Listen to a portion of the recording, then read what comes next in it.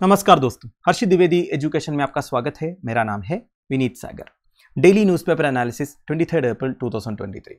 आज संडे है इसलिए एडिटोरियल्स नहीं है, इसलिए हम साइंस एंड टेक से कुछ इंपॉर्टेंट न्यूज़ डिस्कस करेंगे। वैसे 6 इंपॉर्टेंट न्यूज़ है दोस्तों। पहला तो है सूडान सिविल वार से रिलेटेड। देखिए, सूडान सिविल वार में एक इंडियन ट्राइब फंस गया है दोस्तों, वो है हकी पिकीज ऑफ कर्नाटका। इनके बारे में डिस्कस करेंगे। फिर ISRO PSLV C-55 लॉन्च किया है with 2 Singapore satellites. PSLV, GSLV ये सब के बारे में डिटेल में हम डिस्कस करेंगे। फिर देखिए, गवर्नमेंट ऑफ इंडिया का एक प्लान है दोस्तों 2047 तक इंडिया को ड्रग फ्री बनाने का, तो इसके बारे में डिस्कस करेंगे। फिर गवर्नमेंट का एक हेल्थ स्कीम है CGHS, बेसिकली जो गवर्नमेंट एम्प्लॉयज़ है, पेंशनर्स है, उनके डिपेंडेंट्स है, उनके लिए गवर्नमेंट की तरफ से स्कीम है। पर पार्लियामेंट्री स्टैंडिंग कमेटी का एक रिपोर्ट आया है, ये स्कीम ठीक तरह से काम नहीं कर रहा है, काफ़ी सारे वैकेंसीज है, एडुकेट मेडिसिन नहीं है, उसके बारे में डिस्कस करेंगे। फिर देखिए, यमुना रिवर को रिवेव करने का एक प्रोग्राम होने वाला है दोस्तों। वैसे देखिए, सेंट्रल पोल्यूशन कंट्रोल बोर्ड जो है यमुना को डेड डिक्लेयर किया था। बेसिकली यमुना रिवर के अंदर लाइफ नहीं है करके वो डिक्लेयर किए थे, पर यमुना रिवर को रिवेव करने के लिए एक कल्चरल फाउंडेशन द्वारा काफ़ी सारे प्रोग्राम्स होगा, इसके बारे में डिस्कस करेंगे। फिर साइंस एंड टेक से एक इंपॉर्टेंट न्यूज़ है दोस्तों, पोलर आइस शीट मेल्टिंग के बारे में एक स्टडी हुआ है आइस मेल्टिंग के बारे में, वो भी हम डिस्कस करेंगे। ठीक है, तो आगे जाने से पहले लेक्चर पर लाइक का बटन, चैनल को अब तक शेयर एंड सब्सक्राइब नहीं किया हो तो कर लीजिएगा। हमें सपोर्ट करने के लिए आप सुपर थैंक्स का ऑप्शन यूज़ कर सकते हैं। और देखिए दोस्तों, हर्षित द्विवेदी एजुकेशन की तरफ से UPSC प्रीलिम्स 2023 के लिए जो कोर्स लॉन्च किया है उसके बारे में आपको मालूम ही होगा। नीचे डिस्क्रिप्शन बॉक्स में ऐप का लिंक प्रोवाइडेड है। पिछले 1 साल का जितने भी इंपॉर्टेंट करंट इवेंट्स है दोस्तों, उससे रिलेटेड स्टडी टॉपिक्स, क्वेश्चंस, ठीक है, ये सब अवेलेबल है। साथ साथ में टेस्ट सीरीज भी अवेलेबल है, आपके थ्रू आप उस कोर्स को परचेज कर सकते हैं। So do subscribe to the course. शुरुआत करते हैं सबसे पहला news, the Hakki Pikkis of Karnataka in the Sudanese civil war. GS paper 1 population and associated issues में न्यूज़ आपको काम आएगा। देखिए दोस्तों, सूडान में जो सिविल वार चल रहा है इसके बारे में आपको मालूम होगा। कल का डेली न्यूज़ एनालिसिस में हर्षित शाह ने डिटेल तरीके से इस सिविल वार का बैकग्राउंड आपको बताया था, क्या हो रहा है एक्चुअली, क्या फाइट चल रहा है 2 सेक्शंस के बीच में, वो सब बताया था। तो आज का द हिंदू न्यूज़पेपर का एक मेजर हेडलाइन है दोस्तों, द हकी पिकीज ऑफ कर्नाटका के बारे में। देखिए, सूडान में एक ट्राइबल कम्युनिटी रहते हैं दोस्तों, जो इंडिया से बिलोंग करते हैं। इस ट्राइबल कम्युनिटी का नाम है हकी पिकी, या फिर आप बोल सकते हैं bird catchers of Karnataka. Basically इनका ट्रेडिशनल ऑक्यूपेशन है बर्ड कैचिंग। आज की डेट में ये जो ट्राइब है सूडान का कैपिटल सिटी खार्तूम में और डार्फर रीजन इन वेस्ट सूडान में स्प्रेड है। डार्फर रीजन इन वेस्ट सूडान काफी इंपॉर्टेंट है आपके एग्जाम्स के लिए, क्योंकि आपसे एग्जामिनेशन में सवाल पूछ सकता है डार्फर रीजन किस कंट्री से बिलोंग करता है। वैसे सूडान का मैप एक बार देख लीजिए दोस्तों, काफी सारे अफ्रीकन कंट्रीज के साथ सूडान जो है अपना बॉर्डर शेयर करता है। नॉर्थ हैंड साइड में इजिप्ट एंड लीबिया, वेस्ट में Chad and central African republic, south hand side में democratic republic of the Congo, Uganda, Kenya and eastern side में एरिट्रिया एंड इथियोपिया। और ये भी ध्यान दीजिएगा, रेड सी के साथ भी सूडान अपना बॉर्डर शेयर करता है। तो सूडान का कैपिटल सिटी है खार्तूम और वेस्टर्न साइड में आपको डार्फर रीजन दिख रहा है। डार्फर रीजन को 3 भागों में डिवाइड किया है, शमाल डार्फर, खर्ब डार्फर एंड जानूब डार्फर। ये ध्यान दीजिएगा, वेरी इंपॉर्टेंट। ठीक है, तो ये जो हक्की पिकी ट्राइब है ना, इनका पॉपुलेशन करीब 300 के आसपास है। उसमें से अप्रोक्सीमेटली 250 खार्तूम सिटी में है, करीब 33 जो है डार्फर में है। तो यही ध्यान दीजिएगा, डार्फर रीजन एंड खार्तूम में ये जो कम्युनिटी है ये स्प्रेड है। तो ये खार्तूम रीजन में आजकल सिविल वार बहुत इंटेंस होने का कारण काफी सारे लोग अल फाशिर रीजन में आया है दोस्तों। ठीक है, देखिए, एक तो डार्फर में क्राइसिस चल रहा है, खार्तूम में भी क्राइसिस चल रहा है, इसलिए काफी सारे लोग जो है ये खार्तूम डार्फर जैसे रीजन को छोड़कर अल फशिर करके एक जगह में पहुंचा है। इधर आपको अल फशिर दिख रहा है। तो अब आप पूछोगे ये हकी पिकी ट्राइब उधर पहुंचे कैसे। वैसे देखिए दोस्तों, ये जो हकी पिकी ट्राइब है कर्नाटका का वेस्टर्न घाट्स रीजन में आपको देखने को मिलेगा। और जैसे कि मैंने आपको पहले ही बोला, उनका ट्रेडिशनल ऑक्यूपेशन है बर्ड कैचिंग। इसके अलावा ये लोग माइनर फॉरेस्ट प्रोड्यूस वगैरह कलेक्ट करते हैं, इसे ट्रेडिशनल मेडिसिन वगैरह बनाते हैं जो बॉडी पेन, जॉइंट पेन के लिए काम आएगा। और अफ्रीकन कंट्रीज में क्या है ना, नॉन वेस्टर्न मेडिसिन का डिमांड बहुत ज्यादा है, तो इसीलिए ये हकी पिकी ट्राइब के काफी सारे लोग अफ्रीका पहुंचे थे, बेसिकली एक मार्केट ढूंढकर। तो उनमें से कुछ लोग उधर सेटल हो गया। वैसे देखा जाएगा तो कर्नाटका का वेस्टर्न घाट्स रीजन से काफी सारे ट्राइब्स के representatives already African countries like Gabon, Cameroon में पहुंचा है। अगर हकी पिकी ट्राइब के बारे में बात करें, one of the most vulnerable tribes of India है, बट अनफॉर्चुनेटली इन्हें पर्टिकुलरली वल्नरेबल ट्राइबल ग्रुप्स में इंक्लूड नहीं किया है। क्या है पर्टिकुलरली वल्नरेबल ट्राइबल ग्रुप या पीवीटीजी? देखिए हमारे देश में टोटल पॉपुलेशन का करीब 8% जो है ट्राइबल पॉपुलेशन है, जिसे हम शेड्यूल्ड ट्राइब्स वाला लिस्ट में इंक्लूड किया है। वो कौन सा शेड्यूल में है कॉन्स्टिट्यूशन का, आप मुझे कमेंट बॉक्स में बताइए। अब in tribal population basically scheduled tribes में जितने पॉपुलेशन है उनमें से जो सबसे बैकवर्ड है, जो एकदम रिमोटली रहते हैं, जो एकदम आइसोलेटेड है, जिनके ऊपर पर्टिकुलर फोकस की जरूरत है, उन्हें पीवीटीजीज में डाला है दोस्तों, पर्टिकुलरली वल्नरेबल ट्राइबल ग्रुप्स। आज के हिसाब से करीब 75 पर्टिकुलरली वल्नरेबल ट्राइबल ग्रुप्स है इंडिया में, बट हकी पिकी ट्राइब को अभी तक पीवीटीजीज में इंक्लूड नहीं किया है। And they are like the Birhors of Jharkhand, as forests that sustain their lives have been taken over by development or are simply dysfunctional। तो इन tribes को compare किया जा रहा है झारखंड के बिरहोर्स के साथ। देखिए ये जो ट्राइब्स है ना, चाहे वो बिरहोर्स हो या फिर हकी पिकी हो, ये सब फॉरेस्ट के ऊपर डिपेंडेड है। वो फॉरेस्ट से माइनर फॉरेस्ट प्रोड्यूस, जिसे एमएफपीज बोलते हैं, वो कलेक्ट करते हैं अपना लाइवलीहुड के लिए, मेडिसिन बनाते हैं, काफ़ी सारे ऐसे प्रोडक्ट्स हैं इनका जिनका डिमांड है, पर गवर्नमेंट का प्रॉपर फोकस नहीं होने की वजह से इनका डेवलपमेंट नहीं हो पाया है। ठीक है, और क्या है ना, आजकल डेवलपमेंट के चक्कर में फॉरेस्ट एरिया वगैरह क्लियर हो जा रहा है, तो इनका जो लाइवलीहुड है वो डिस्ट्रॉय। तो इस पर्टिकुलर न्यूज में से कुछ पॉइंट्स आप नोट कीजिएगा। एक तो हकी पिकी ट्राइब्स के बारे में, they are traditional bird catches. ये इंडियन स्टेट ऑफ कर्नाटका के वेस्टर्न घाट्स रीजन में रहते हैं, फॉरेस्ट के ऊपर ज्यादा डिपेंडेड है। हकी पिकी ट्राइब अब तक पीवीटीजीज में इंक्लूड नहीं किया है। और सूडान के बारे में बात करें तो मैप एक बार ध्यान दीजिएगा, क्योंकि सूडान काफी न्यूज में है, और सूडान का वेस्टर्न रीजन में जो डार्फुर रीजन है उसके बारे में भी ध्यान दीजिएगा। ठीक है, अगला न्यूज है ISRO launches PSLV C55 with 2 Singapore satellites, GS paper 3 space science and technology, ये सब में न्यूज। ISRO का कॉमर्शियल आर्म NSIL या फिर न्यू स्पेस इंडिया लिमिटेड के बारे में आपको पता होगा। इनका काम क्या है, बेसिकली ISRO को एक कॉमर्शियल लेवल में लेके जाना। अगर दूसरे कोई कंट्रीज या फिर दूसरे कोई कंपनीज अपना सैटेलाइट लॉन्च करवाना चाहता है ISRO से, तो ये काम को फैसिलिटेट करना न्यू स्पेस इंडिया लिमिटेड का काम है। तो रिसेंटली न्यूज क्या आया है दोस्तों, 2 सिंगापुर सैटेलाइट्स को इंटेंडेड ऑर्बिट तक पहुंचाया है इंडियन स्पेस रिसर्च ऑर्गेनाइजेशन का पोलर सैटेलाइट लॉन्च व्हीकल या फिर PSLV। इस पर्टिकुलर लॉन्चिंग व्हीकल का नाम है PSLV C55। ये PSLV का 57th मिशन था। अगर इन सैटेलाइट्स के बारे में बात करें, 2 सिंगापुर सैटेलाइट्स थे ना, एक है टेलियोस 2, एक सिंथेटिक अपर्चर रडार सैटेलाइट है, developed under partnership between defence science and technology agency representing the government of Singapore and ST engineering. ये सब याद रखने की कोई जरूरत नहीं है, बस आप इतना ही ध्यान दीजिएगा कि ये सिंगापुर के सैटेलाइट्स थे, NSIL के थ्रू ISRO का PSLV C55 ने लॉन्च किया है। ठीक है, वैसे ये जो टेलियोस 2 सैटेलाइट है दोस्तों, इनका प्राइमरी यूज क्या है ये बस ध्यान दीजिएगा। देखिए, it will be used to provide all weather day and night coverage and is capable of imaging at 1 meter full polarimetric resolution for Singapore। तो बेसिकली सिंगापुर जो कंट्री है, छोटा सा कंट्री है, उनका all weather day and night coverage ये satellite जो है प्रोवाइड करेगा। और एक सैटेलाइट लॉन्च किया है जिसका नाम है लुमिनेट 4। अब देखिए दोस्तों, ये जो सैटेलाइट्स का नाम है ना, ये बस ध्यान दीजिएगा। यूपीएससी का एक आदत है कि वो ऐसे क्वेश्चंस पूछते हैं, what is luminate and Teleos 2 which is recently seen in news। तो आपको बताना है ये सिंगापुर के सैटेलाइट से जो ISRO ने PSLV C55 के थ्रू लॉन्च किया था, बस इतना ही ध्यान दीजिएगा। बाकी इनका जो यूसेज है, इसमें क्या टेक्नोलॉजी यूज हुआ है, ये सब आपके लिए इतना इंपॉर्टेंट। तो इस पर्टिकुलर न्यूज से रिलेटेड और एक इंपॉर्टेंट पॉइंट के बारे में हम डिस्कस करेंगे, what is the difference between GSLV and PSLV। देखिए दोस्तों, आप न्यूज में अक्सर सुनते होंगे ISRO ने GSLV लॉन्च किया या फिर PSLV लॉन्च किया। दोनों बेसिकली सैटेलाइट लॉन्च व्हीकल्स है, जिसे आप रॉकेट्स भी बोल सकते हैं, जो इंडियन स्पेस रिसर्च ऑर्गेनाइजेशन ने डेवलप किया है। PSLV का मतलब है polar satellite launch vehicle, GSLV का मतलब है जियो सिंक्रोनस सैटेलाइट लॉन्च व्हीकल। ठीक है, सबसे पहले हम PSLV के बारे में बात करेंगे। PSLV उन सैटेलाइट्स को लॉन्च करते हैं जो अर्थ ऑब्जर्वेशन सैटेलाइट्स होते हैं या फिर रिमोट सेंसिंग सैटेलाइट्स होते हैं। अर्थ ऑब्जर्वेशन या रिमोट सेंसिंग सैटेलाइट्स का काम क्या है दोस्तों, एज द नेम इंडिकेट्स, अर्थ को ऑब्जर्व करना। ये हमेशा लो अर्थ ऑर्बिट्स में रहते हैं, ज्यादा हाइट में नहीं रहते हैं, ये अर्थ को ऑब्जर्व करते हैं। जैसे कि डिजास्टर मैनेजमेंट में इन सैटेलाइट्स काफ़ी सारा डाटा हमारे लिए प्रोवाइड करते हैं, कहाँ पे फ्लड्स आ रहा है, कहाँ पे कितना ग्लेशियर मेल्ट हो रहा है, सी सरफेस टेम्परेचर क्या है, अर्थ का टेम्परेचर क्या है, इस तरह का जो रिमोट सेंसिंग डाटा है ये सैटेलाइट्स जो है प्रोवाइड करते हैं।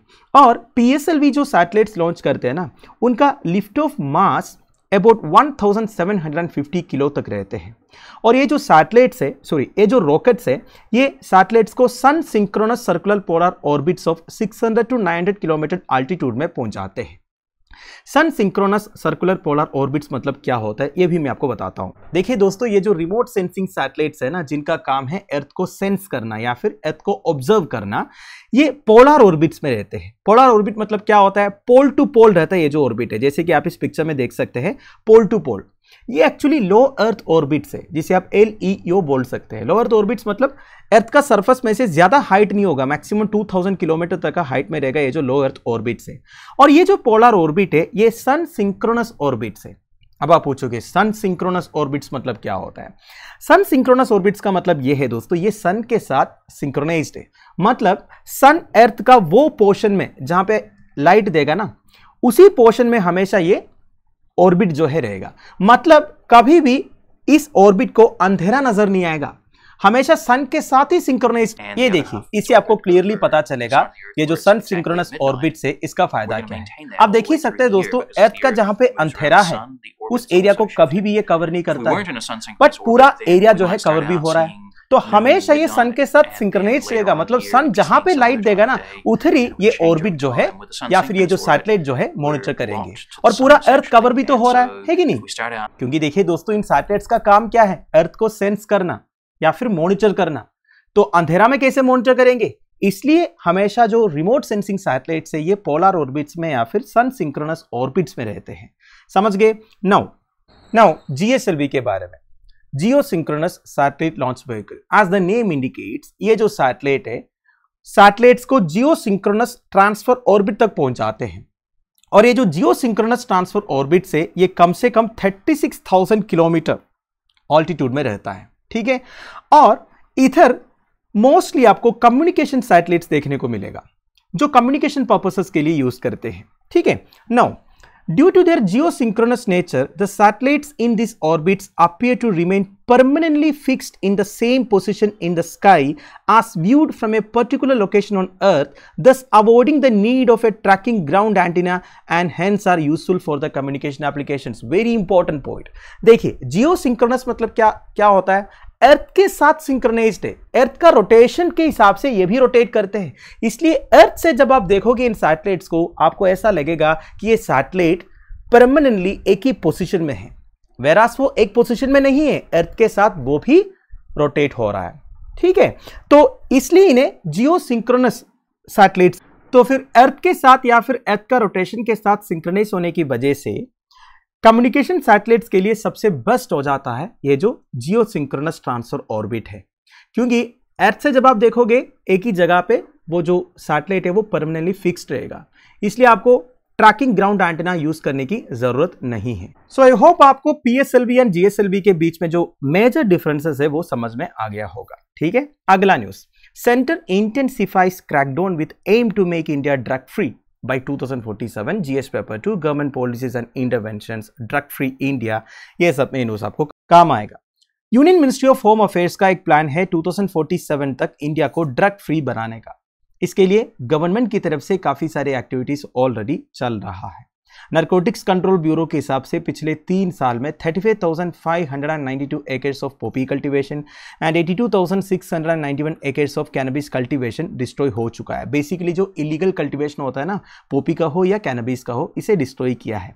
और कौन कौन से स्टेट्स में से सबसे ज्यादा क्रॉप्स को डिस्ट्रॉय किया है? Arunachal Pradesh, Assam, Manipur, Jharkhand, Madhya Pradesh, Himachal Pradesh, Jammu and Kashmir, Gujarat, Maharashtra, Odisha, Tripura, Telangana etcetera. ये फोटो देखिए दोस्तों, एक सिक्योरिटी ऑफिशियल एक छोटा सा प्लान काट रहा है। ये है एक्चुअली पॉपी। ये पॉपी जो क्रॉप है उसमें से एक रस निकलता है या फिर रसीन निकलता है, जिससे ओपियम जैसे ड्रग्स बनाते हैं।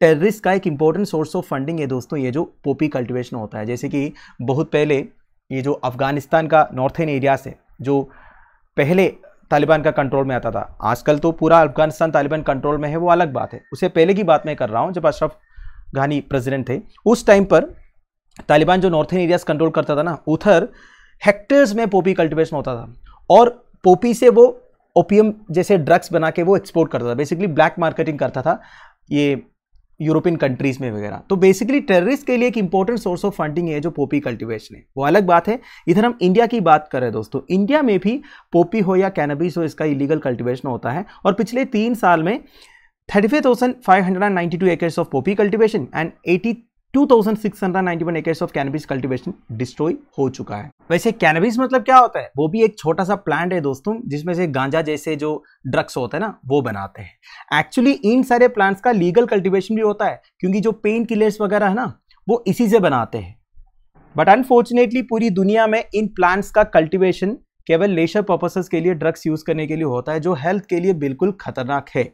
नाउ इंडिया में से सबसे ज्यादा पॉपी एंड कैनबिस कल्टीवेशन का डिस्ट्रक्शन हुआ था मणिपुर में से, ठीक है। तो Manipur chief minister N Birendra Singh ने इस बारे में कहा है दोस्तों, मार्च 20, 2022 से लेके अप्रैल 20, 2023 तक 4,305.1 acres of Poppy cultivation Manipur में डिस्ट्रॉय हो चुका है।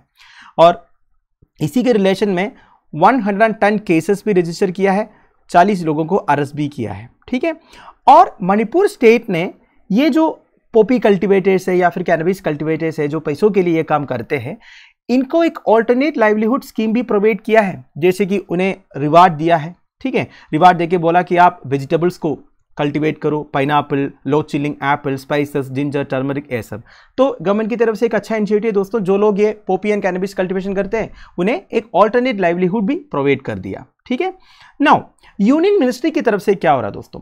The union ministry is encouraging the liberal application of prevention of illicit traffic in narcotic drugs and psychotropic substances act, that is PIT NDPS Act 1988, which includes a provision to detain an individual for up to 2 years without a court's intervention। तो basically ये जो PIT NDPS 1988 act है दोस्तों, इसके अंदर एक provision है, उन लोगों को अरेस्ट कर सकता है जो पॉपी एंड कैनबिस कल्टीवेशन करते हैं विदाउट कोर्ट्स इंटरवेंशन। वैसे ये जो एक्ट है ज्यादातर यूज नहीं होता था। वैसे हमारे देश में ये जो ड्रग्स से रिलेटेड एक एक्ट है जो सबसे ज्यादा पॉपुलर है, सब जानते हैं, वो है NDPS act of 1985, narcotic drugs and psychotropic substances act. पर 1988 का और एक एक्ट है, prevention of illicit traffic in narcotic drugs and psychotropic substances act, जिसके अंदर ऐसा एक प्रोविजन है, उन लोगों को अरेस्ट कर सकता है जो पॉपी एंड कैनबिस कल्टीवेशन करते हैं या फिर सेल एंड परचेज करते हैं विदाउट ए कोर्ट्स इंटरवेंशन, ठीक है। Now earlier PIT NDPS was not being used much. As of now, more than 500 persons are detained across the country under the particular section। तो आज के हिसाब से क्या देखने को मिल रहा है? गवर्नमेंट का प्लान है 2047 तक इंडिया को ड्रग फ्री बनाने का, इसलिए जो PIT NDPS एक्ट है इसका भी ज्यादा यूज हो रहा है। 500 से अधिक लोगों को इस प्रोविजन के अंडर अरेस्ट भी किया है दोस्तों। And the orders can be passed by central government और ए स्टेट गवर्नमेंट। ध्यान से सुनिएगा, PIT NDPS एक्ट के अंडर ऑर्डर्स सेंट्रल गवर्नमेंट पास कर सकता है, स्टेट गवर्नमेंट पास कर सकता है, और any officer of the central government not below the rank of a joint secretary, मतलब सेंट्रल गवर्नमेंट का कोई भी ऑफिसर जो जॉइंट सेक्रेटरी रैंक के ऊपर है, ठीक है, वो भी ऑर्डर पास कर सकते हैं लोगों को डिटेन करने का, ठीक है।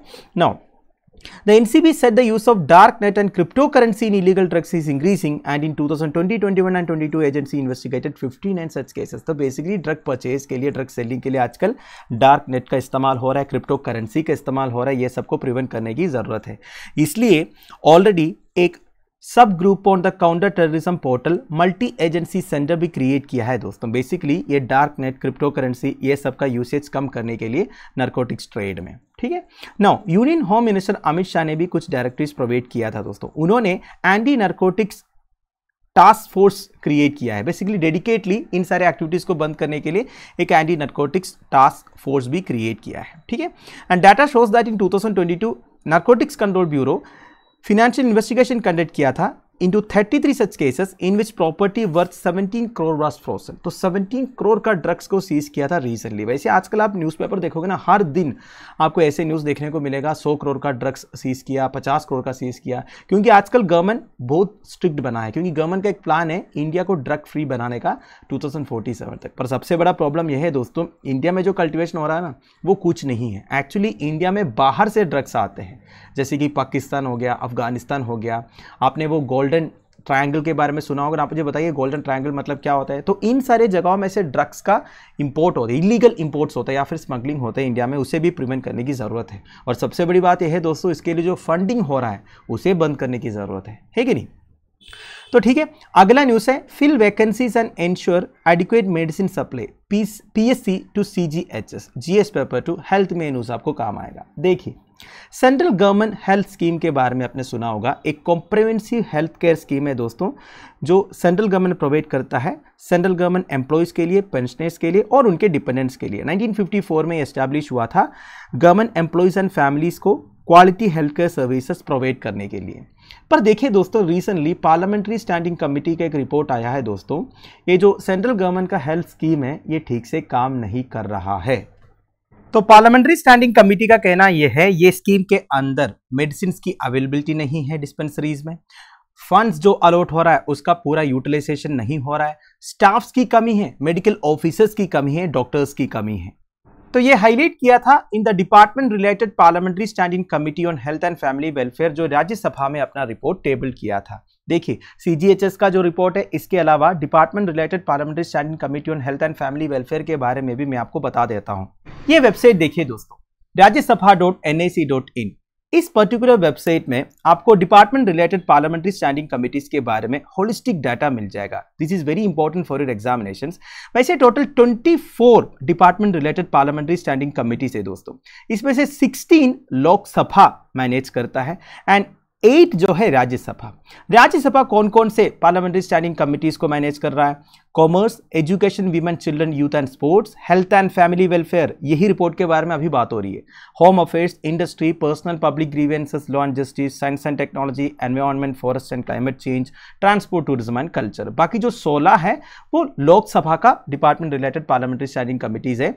इसमें कि देखिए, agriculture, chemicals and fertilisers, coal and steel, defence, energy, external affairs, finance, food, consumer affairs and public distribution, IT, labour, petroleum and natural gas, railways, rural development, social justice and empowerment, urban development, water resources etcetera. तो ध्यान से पढ़िएगा, total 24 department related parliamentary standing committee से, जिसमें से 16 जो है लोकसभा का है, 8 जो है राज्यसभा का है। और इनमें मेंबर्स कौन कौन है दोस्तों? हर एक कमेटी में 31 मेंबर्स रहता है, 21 लोकसभा में से और 10 राज्यसभा में से। ठीक है, वापस रिपोर्ट में आते हैं। CGHS के अंडर एलोपैथिक मेडिकल ऑफिसर्स में 22% पोस्ट वैकेंट है, नॉन गजेटेड स्टाफ में 39% पोस्ट वैकेंट है।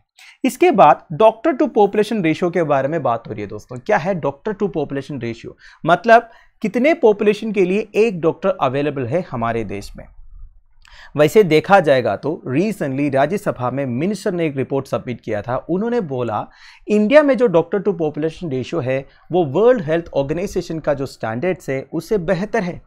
वर्ल्ड हेल्थ ऑर्गेनाइजेशन का स्टैंडर्ड ये कहता है हर 1000 पॉपुलेशन के लिए एक डॉक्टर होना चाहिए, पर इंडिया में हर 834 पॉपुलेशन के लिए एक डॉक्टर अवेलेबल है। इस तरह मिनिस्टर साहब ने राज्यसभा में बोला था।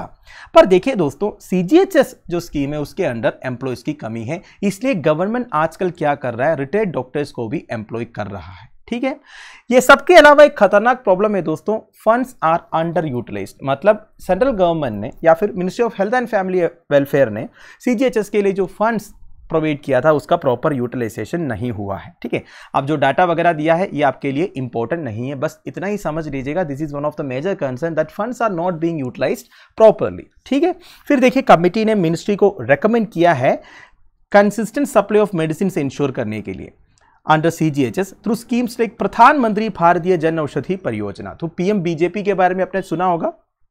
तो इस तरह के स्कीम्स के अंदर इंक्लूड करके कंसिस्टेंट सप्लाई ऑफ मेडिसिन भी इंश्योर करना है। दैट इज वेरी इंपॉर्टेंट, ये कमिटी ने रेकमेंड किया है। वैसे प्रधानमंत्री भारतीय जन औषधि परियोजना के बारे में भी बेसिक डिटेल्स में आपको बता देता हूं। ये गवर्नमेंट ऑफ इंडिया 2008 में फॉर्म किया था। इसका मेजर ऑब्जेक्टिव यह है दोस्तों, लोगों को क्वालिटी मेडिसिन अफोर्डेबल प्राइसेस में प्रोवाइड करना। इसके लिए प्रधानमंत्री भारतीय जन औषधि केंद्रास भी फॉर्म किया है। ठीक है, तो इस तरह के स्कीम के अंडर इंक्लूड करके CGHS के अंडर भी consistent supply of medicine ensure करने के लिए पार्लियामेंट्री स्टैंडिंग कमेटी ने मिनिस्ट्री को रेकमेंड किया है। यह सब बताया जा रहा है दोस्तों। अगला news, reviving a dead river, ये cultural event to celebrate legacy of Yamuna, GS paper 3, environment pollution conservation, ये सब में ये न्यूज आपको काम आएगा। यमुना नदी का प्रेजेंट कंडीशन के बारे में आपको मालूम है दोस्तों, रिसेंटली काफी सारे फोटोज भी इंटरनेट में वायरल हुआ था यमुना नदी का खतरनाक कंडीशन को बता के। इवन दिल्ली गवर्नमेंट भी काफी सारे एक्शंस ले रहा है यमुना नदी को साफ करने के लिए। अभी न्यूज क्या आया है दोस्तों, Indira Gandhi national centre for the arts that is IGNCA cultural programmes को ऑर्गेनाइज करने वाला है on the banks of the Yamuna river in Delhi under its special project riverine cultures of India that began in 2018। तो basically Indira Gandhi national centre for the arts cultural programmes host करेंगे major rivers के banks में। इसमें केवल Yamuna river नहीं है, गोदावरी, गंगा, कावेरी, सिंध, कृष्णा ये सब इंक्लूडेड है। ठीक है, तो कमिंग सितंबर में यमुना नदी के किनारे कल्चरल इवेंट्स को होस्ट करेंगे Indira Gandhi national centre for the arts. तो बेसिकली इस इवेंट का ऑब्जेक्टिव क्या है दोस्तों, यमुना नदी में जो पोल्यूशन हो रहा है, यमुना नदी को कंजर्व करने की ज़रूरत क्या है, ये सब के बारे में अवेयरनेस फैलाना। और इस इवेंट में काफ़ी सारे एनवायरमेंटलिस्ट, कल्चरल हिस्टोरियंस, एंथ्रोपोलॉजिस्ट, फोकलोरिस्ट ये सब अटेंड करेंगे। ये नदी के बारे में स्टडी करेंगे, एनालिसिस करेंगे, वर्कशॉप्स कंडक्ट करेंगे, किस तरह यमुना नदी को रिवाइव कर सकता है, ये सब के बारे में बातें होगी। ठीक है, तो इनका जो प्रोजेक्ट है इसका नाम है रिवरइन कल्चर्स ऑफ इंडिया, ये ध्यान दीजिएगा। अब ये रिवरइन कल्चर्स ऑफ इंडिया में जैसे कि मैंने आपको पहले बताया केवल यमुना रिवर नहीं है, और भी रिवर्स है जो पोल्यूटेड है जैसे कि गंगा, सिंधु, कृष्णा, गोदावरी, कावेरी एक्सेट्रा।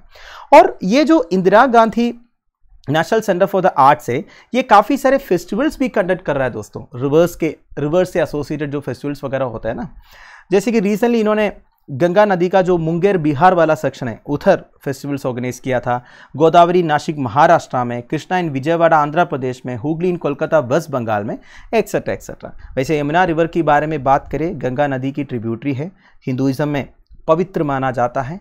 यमुना, गंगा और मिथिकल सरस्वती रिवर का जो त्रिवेणी संगम है प्रयागराज में, ये हमारे देश का one of the most important pilgrimage spots है हिंदूज के लिए। ठीक है, ये सब बातें आपको मालूम है दोस्तों। पर देखिए recently central pollution control board that is CPCB Yamuna river को ऑलमोस्ट डेड डिक्लेयर किया था। ठीक है, तो ऑलमोस्ट डेड डिक्लेयर करने का मतलब क्या होता है दोस्तों, ऑलमोस्ट डेड मतलब वो रिवर के अंदर जान नहीं है, लाइफ नहीं है। रिवर का डेफिनेशन क्या है, रिवर का डेफिनेशन यह है दोस्तों, रिवर में जान होना चाहिए, रिवर में लाइफ होना चाहिए। लाइफ मतलब रिवर के अंदर जो एक्वाटिक ऑर्गेनिजम्स वगैरह है वो इजीली सर्वाइव होना चाहिए। बट अनफॉर्चुनेटली हमारा यमुना नदी में लाइफ बिल्कुल नहीं है, इसलिए CPCB ने यमुना नदी को ऑलमोस्ट डेड करके डिक्लेयर किया था। मतलब यह है यमुना नदी में डिसोल्ड ऑक्सीजन की कमी है। देखिए कोई भी वाटर बॉडी में डिसोल्ड ऑक्सीजन रहता है, ये ऑक्सीजन कहाँ से आता है, बेसिकली एटमॉस्फेयर से पानी में मिक्स हो जाता है, मतलब पानी के अंदर डिसोल्व हो जाते हैं ऑक्सीजन, और यही ऑक्सीजन पानी के अंदर जो एक्वाटिक ऑर्गेनिजम्स हैं वो कंज्यूम करते हैं। ठीक है, पर यमुना नदी के अंदर डिसोल्ड ऑक्सीजन की कमी है, जिस वजह से उसके अंदर एक्वाटिक ऑर्गेनिजम्स आजकल कम हो गया है। ठीक है, so the dissolved oxygen content in the Yamuna as it passes through Delhi is 0। देखिए पूरा यमुना रिवर की बात नहीं हो रहा है, दिल्ली का जो सेक्शन है ना, उधर जो यमुना नदी का सेक्शन है उधर डिसोल्ड ऑक्सीजन का कंटेंट 0 है, जिस वजह से एक्वाटिक ऑर्गेनिजम्स वगैरह नहीं रहेंगे। ठीक है, वैसे डिसोल्ड ऑक्सीजन कम होने का बेसिक रीजन क्या है दोस्तों, इसके बारे में काफी बार मैंने आपको बताया है। आपने बायोकेमिकल ऑक्सीजन डिमांड के बारे में सुना होगा। क्या होता है बायोकेमिकल ऑक्सीजन डिमांड, देखिए जैसे कि मैंने आपको बताया पानी के अंदर डिसोल्ड ऑक्सीजन रहता है, यही ऑक्सीजन को एक्वाटिक ऑर्गेनिजम्स कंज्यूम करते हैं। पर अगर एक वाटर बॉडी में ज़्यादा वेस्ट मटेरियल्स आएंगे तो क्या होगा, उसके साथ साथ माइक्रोब्स भी होगा, एरोबिक्स होगा, बैक्टीरियास होगा, जो ये डिसोल्ड ऑक्सीजन को कंज्यूम करेंगे। अब देखिए उनको अपना मेटाबॉलिज्म के लिए ऑक्सीजन की ज़रूरत है, तो वो क्या करेंगे ना, पानी में जो डिसोल्ड ऑक्सीजन है उसे कंज्यूम करेंगे। अगर वो कंज्यूम करेंगे फिर बाकी जो एक्वाटिक ऑर्गेनिजम्स है उनके लिए ऑक्सीजन कहाँ से रहेगा, नहीं रहेगा। तो जितना ज़्यादा वेस्ट मटीरियल्स, ठीक है, एक वाटर बॉडी में आएंगे उतना ज़्यादा माइक्रोब्स का प्रेजेंट भी होगा, और वो माइक्रोब्स जो है पानी में जो डिसोल्ड ऑक्सीजन है उसे खत्म करेंगे। समझ गया। तो इसी तरह वेस्ट मटेरियल्स की वजह से माइक्रोब्स का जो पॉपुलेशन है ये दिल्ली सेक्शन ऑफ यमुना में ज़्यादा है, जिस वजह से उधर डिसोल्ड ऑक्सीजन की कमी है। तो ये आप ध्यान दीजिएगा, जितना ज़्यादा बायोकेमिकल ऑक्सीजन डिमांड होगा उतना कम डिसोल्ड ऑक्सीजन रहेंगे। तो बायोकेमिकल ऑक्सीजन डिमांड मतलब क्या है, जो माइक्रोब्स है, जो एरोबिक ऑर्गेनिजम्स है, उन्हें अपना मेटाबॉलिज्म के लिए जो ऑक्सीजन की ज़रूरत है, तो जितना ज़्यादा उनका डिमांड होगा उतना कम होगा डिसोल्ड ऑक्सीजन जो है। समझ गए। तो ये सब बातें बताया जा रहा है दोस्तों यमुना नदी के बारे में। Final news science and technology से रिलेटेड है। 7 worst years for polar ice sheet melting occurred in past decade study, GS paper 3 science and tech. देखिए रिसेंटली एक खतरनाक रिपोर्ट पब्लिश हुआ था दोस्तों। रिपोर्ट के हिसाब से 2019 में सबसे ज्यादा पोलर आइस शीट मेल्टिंग हुआ है दोस्तों। इसके लिए सैटेलाइट सर्वेस वगैरह हुआ था, तो इन्होंने अंटार्कटिका एंड ग्रीनलैंड का डाटा कलेक्ट किया 1992 एंड 2020 के बीच पे, और उनको ये पता चला कि Earth's polar ice sheets lost 7,560 billion tons of ice between 1992 and 2020, which is equivalent to an ice cube that would be 20 kilometre in height। तो देखिए 1992 एंड 2020 के बीच में अर्थ का पोलर आइस शीट्स, बेसिकली जो आर्कटिक एंड अंटार्कटिका में जो ice sheets है उसका 7,560 बिलियन टन लॉस हो चुका है दोस्तों, बेसिकली मेल्टिंग हो चुका है। ठीक है, एंड सबसे ज्यादा मेल्टिंग हुआ है 2019 में। ठीक है, केवल 2019 में 612 billion ton of ice melt हो गया। इसके अलावा एक आर्कटिक समर हीट वेव हुआ था। ठीक है, मतलब आर्कटिक रीजन में एक समर हीट वेव हुआ था, जिसकी वजह से ग्रीनलैंड वाला जो एरिया में 444 billion ton of ice sheet melt हो गया। ग्रीनलैंड बेसिकली डेनमार्क का पार्ट है, ये बात आपको मालूम है। ठीक है, now Antarctica was found to have lost 168 billion tons of ice, the 6th highest on record due to the continued speed of glaciers in West Antarctica and record melting from the Antarctic Peninsula। तो basically Antarctica reason में कितना गया, 168 billion ton of ice गया है। ठीक है, now ये जो पोलर आइस शीट्स का मेल्टिंग हो रहा है, इसकी वजह से ऑब्वियस सी बात है दोस्तों, ग्लोबल सी लेवल जो है राइज होगा, क्योंकि ये पूरा जो ग्लेशियर्स है ये मेल्ट हो गए, कहाँ पे आ रहा है, सी में आ रहा है। तो ऑब्वियस बात है सी का जो लेवल है वो राइज होगा। तो कितना राइज हुआ है दोस्तों, 21 millimetres rise in global sea level. 1992 से अगर आप कंपेयर करोगे 21 मिलीमीटर्स जो है सी लेवल राइज हुआ है। ठीक है, नाउ इसमें से ऑलमोस्ट 2/3 और 13.5 millimetre has originated from Greenland and 1/3 from Antarctica। तो बेसिकली जो 21 मिलीमीटर्स का राइज हुआ है ना, इसमें 13.5 मिलीमीटर का राइज के लिए रिस्पॉन्सिबल है Greenland region. Basically Greenland region से जो आइस शीट्स का मेल्टिंग हुआ इसे 13.5 मिलीमीटर का राइज हुआ, एंड अंटार्कटिका रीजन से जो मेल्टिंग हुआ इसे 7.4 मिलीमीटर का राइज हुआ। ठीक है, now while ice sheet melting accounted for only a small fraction 5.6% of sea level rise, they are now responsible for more than a quarter। देखिए ये जो सी लेवल राइज होने का अलग अलग रीजन है, केवल आइस शीट मेल्टिंग से नहीं। 1990s में अगर आप देखोगे सी लेवल राइज होने का major reason polar ice sheet melting नहीं था। मेरा कहने का मतलब है जितना सी लेवल राइज होता था ना, उसका 5.6% केवल पोलर आइस शीट मेल्टिंग की वजह से होता था। पर आजकल जो सी लेवल राइज हो रहा है उसका 25.6% के लिए रिस्पॉन्सिबल है पोलर आइस शीट मेल्टिंग। ठीक है, तो बेसिकली ये जो साइंटिस्ट है ये सबको एक वार्निंग दे रहा है दोस्तों, एक खतरनाक कंडीशन है ये। इतना ज़्यादा पोलर आइस शीट मेल्ट हो गया, मतलब ये कभी वापस उस कंडीशन में नहीं आएंगे। ऐसा नहीं कि ये मेल्ट हो गए फिर से ग्लेशियर बन जाएंगे, जो गया सो गया। ठीक है, तो इस तरह अगर सी लेवल राइज होते जाएंगे तो क्या होगा, जितने लो लाइंग एरियाज है, जितने आइलैंड कंट्रीज है, वो पानी के नीचे आ जाएगा। ठीक है, जैसे कि इंडोनेशिया का जकार्ता का कंडीशन आपको मालूम ही है दोस्तों, पैसिफिक ओशन में काफ़ी सारे ऐसे आइलैंड कंट्रीज है जो काफ़ी लो लेवल सिचुएटेड है, वो सब पानी के नीचे आएगा। इवन इंडिया को भी अफेक्ट करेंगे। हमारे जो कोस्टल सिटीज़ है, बेसिकली जो मुंबई वगैरह है, वो सब पानी के नीचे आ जाएगा। इस तरह अगर सी लेवल राइज होगा तो सी लेवल राइज को अगर काउंटर करना है तो सबसे पहले हमें क्या करना होगा, क्लाइमेट चेंज को टैकल करना होगा, ग्रीन हाउस गैस एमिशंस को कम करना होगा, जिसकी वजह से ग्लोबल वार्मिंग होता है। जो पेरिस क्लाइमेट अकॉर्ड हमने साइन किया था 2015 में, जिसका एक ऑब्जेक्टिव है ग्लोबल वार्मिंग को 2 डिग्री सेल्सियस के अंदर कंटेन करना है, हो सके तो 1.5 डिग्री सेल्सियस के अंदर कंटेन करना है। वो जो अकॉर्ड का जो ऑब्जेक्टिव है वो ऐसा लग रहा है कि कोई फुलफिल नहीं होने वाला, क्योंकि ग्रीन हाउस गैस एमिशंस उतना कम नहीं हुआ है। सारे जो कंट्रीज है वो धूमधाम कर अपना एमिशंस कर ही रहा है। वैसे पेपर में बहुत कुछ हो रहा है पर ऑन ग्राउंड कुछ हो ही नहीं रहा है। पर देखिए कुछ ना कुछ करना पड़ेगा, नहीं तो इसी तरह ग्लोबल वार्मिंग होते रहेंगे। जितना पोलर आइस शीट्स वगैरह बचा है वो भी पानी बन जाएगा, पिघल जाएगा बेसिकली। ठीक है, तो दोस्तों दैट्स इट। आई होप आपको वीडियो इन्फॉर्मेटिव लगा होगा। लेक्चर की पीडीएफ एज यूजुअल आपको टेलीग्राम चैनल में मिल जाएगा, जिसका लिंक नीचे डिस्क्रिप्शन बॉक्स में प्रोवाइडेड है। Thank you for watching, bye bye, have a nice day.